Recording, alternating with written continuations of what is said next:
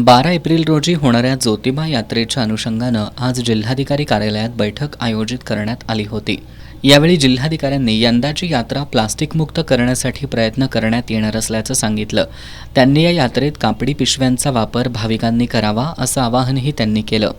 ही यात्रा आहे ती प्लास्टिकमुक्त यात्रा करायची आहे या सूचना 1 महिन्यापूर्वीच मी दिलेल्या होत्या। त्या अनुषंगाने तालुकास्तरीय समितीमध्ये त्याबाबत चर्चा होत होती। आज त्या अनुषंगाने काय तयारी केलेली आहे याचा एक आढावा मी घेतला।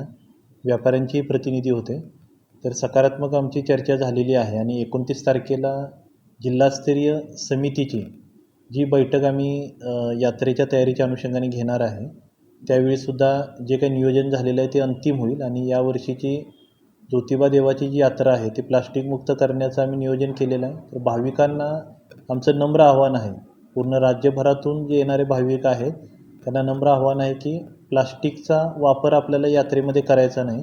तर येताना आपण कापडी पिशव्या सोबत आणाव्यात। पिण्याच्या पाण्यासाठी ज्या काही आपल्याकडे धातूच्या किंवा प्लास्टिकच्या ज्या रिफिलिंग करणाऱ्या बॉटल आहेत त्या बॉटल आणाव्यात, जेणेकरून यात्रा काळात केमिकल युक्त गुलालाची विक्री रोखण्यासंदर्भात सुद्धा या बैठकीत चर्चा करण्यात आली। केमिकल युक्त गुलालाची विक्री रोखण्यासाठी अन्न आणि औषध प्रशासनाकडून गुलालाची तपासणी देखील करण्यात येणार असल्याचं जिल्हाधिकारी येडगे यांनी सांगितलं। आमची जी 12 तारखेच्या यात्रेच्या अनुषंगाने 29 तारखेला जी बैठक होणार आहे त्यामध्ये सर्व विभागांचा आढावा होईल। अगोदरच्या बैठकीमध्ये सुद्धा गुलाल तपासणीच्या आम्ही सूचना दिलेल्या आहेत। मागच्या वर्षी ज्या पद्धतीने गुलालाची तपासणी करून जो काही योग्य गुलाल आहे तोच अवेलेबल राहील या अनुषंगाने जे नियोजन केलेलं होतं तशा सूचना FDAला आम्ही दिलेल्या आहेत आणि त्याची अंमलबजावणी आम्ही करून घेऊ।